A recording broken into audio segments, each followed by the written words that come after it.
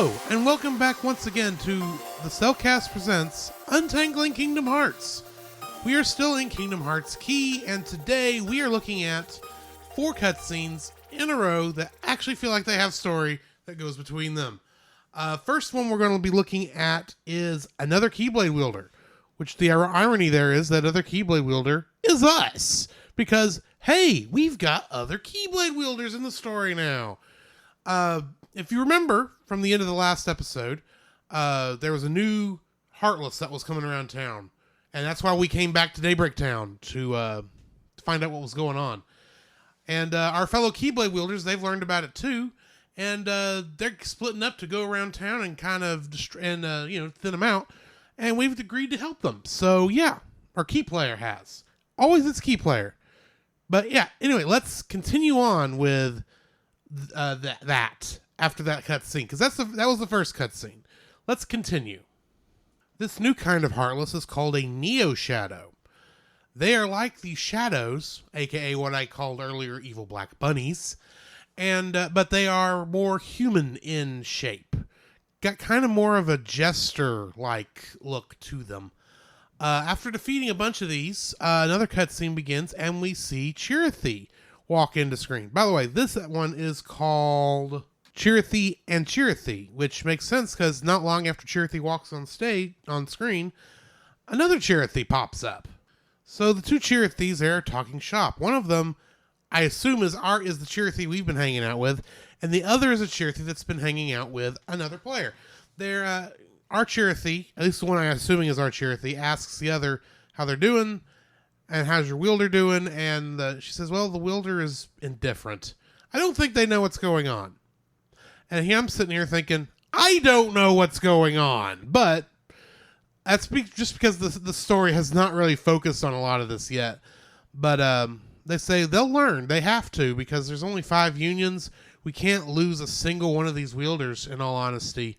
So they'll learn. We'll have to trust in them to, to flourish and get better. So after that cutscene ends, we get into another fight where we are targeting a large armor, or key player is. Large armor is very similar to the fat bandits we ran into in Agrabah, and I don't think we've run into large bodies yet, but they're all kind of the same general class. They're just large, very tanky, Heartless. This large armor, though, actually has armor on, so maybe he's got even a little bit more. Anyway, after defeating the large armor, we come back to the area where we were talking to the other Keyblade wielders. It's kind of a bar, cottage, tavern, inn type area. And Chirithy's there, and key player talks to Chirithy. And Chirithy says he's not coming. Sorry we can't keep your promise, but he's not going to be able to make it. Okay, bye. And he leaves. And leaves us all sitting there scratching our heads because I'm going, what promise? I feel like I missed something, but anyway. Now that last cutscene was called A Message. I say that because we immediately go into the next one, which is Chirithy's fate. Chirithy walks on screen, and there's another Chirithy, which I'm assuming is the Chirithy we were just talking to. And this one feels like he's depressed, down in the dumps, sad. It's hard to tell what it is, and he just says, "Hi, Chirithy." The other one asks what's wrong, and then our depressed Chirithy says, my wielder disappeared into darkness. The depressed Chirithy asks, is this the end? And the other Chirithy says, well, we have a connection to our Keyblade wielders. If they disappear, and so do we. The depressed Chirithy says, yeah. Turns over, rises up into the air a little bit, and then disappears into a white. He disappears into white.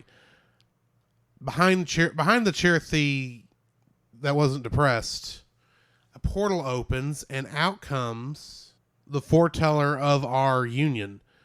And they say the Keyblade wielders are gathering a lot of Lux, but the darkness is growing just as fast. To which Chirithy asks, then does that mean that there is a traitor among the 5? And our foreteller says, I'm not sure yet. I don't want to throw anyone under the bus, essentially. And our Chirithy says, right. And then the cutscene ends, and then we get another little one of those character portrait cutscenes. And Chirithy says, well, we got them took care of. Why don't we go ahead and go back to some other worlds for some more adventures? And I'm thinking, man, that was a sharp 90-degree turn. We just had this very dark segment and no real comment on what actually happened other than, okay, key player, you need to go elsewhere. It's like, okie dokie. So yeah, we are back in Agrabah and talking to a guard. And apparently the guards have put up a bulletin board so that people can ask for help. And apparently it got so filled so fast they didn't even get the board nailed to the wall before the board was filled. Anyway, he says, what I'm trying to say is we need some help. So I guess key player is going to help do a couple little missions around Agrabah for a bit. Apparently, shadowy cloud-like monsters have been seen out the Scarab Sands, and we need to go check it out. So we agree to do so, and we go out there, and key player, he just goes on his patrol and takes care of business. After taking care of the obviously heartless, we come back to the board, and the guard says, check and see if there's any more posts. The larger guard says, monsters! There's a ton of them, and they're heading this way. We gotta head them off before they reach Agrabah. You there, come and give us a hand with this. And so we agree to do so. So key player goes and defeats more heartless that are getting ready to attack Agrabah.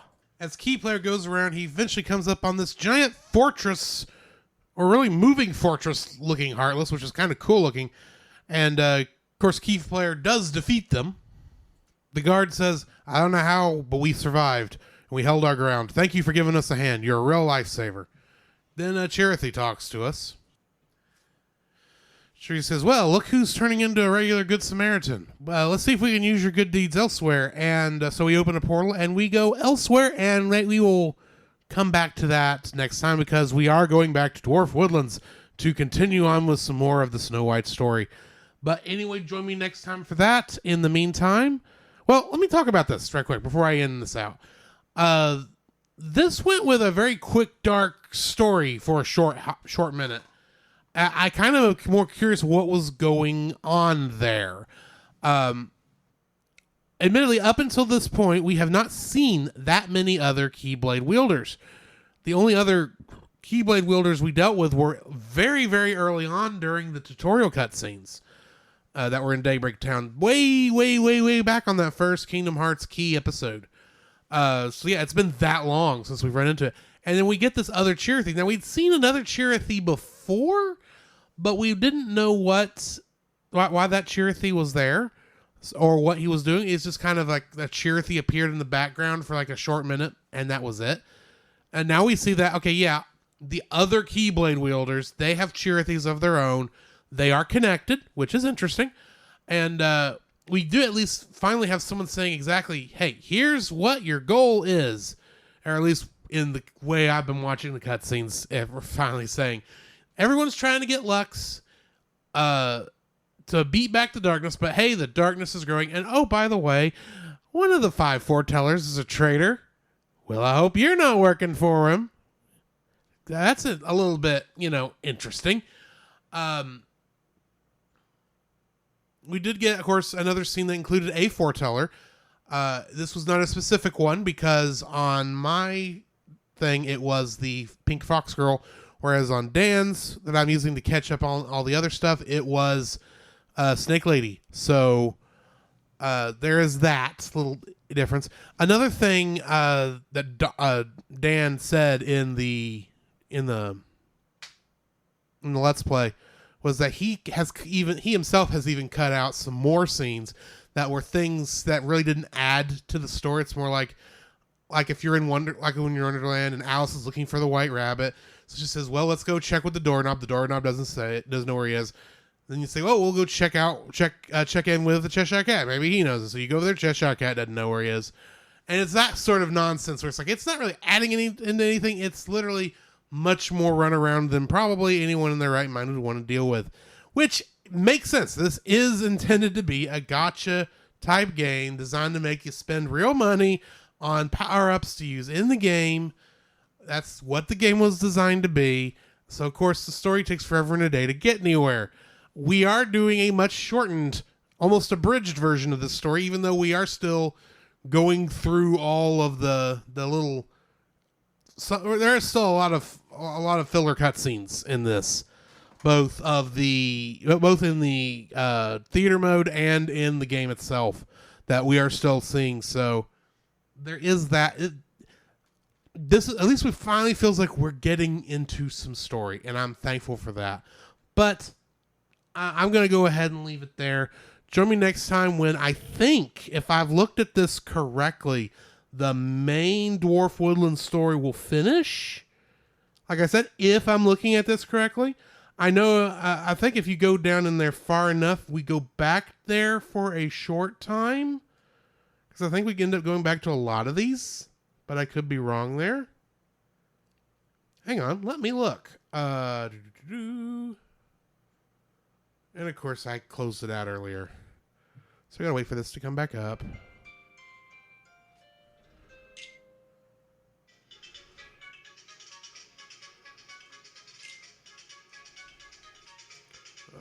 Dwarf Woodlands.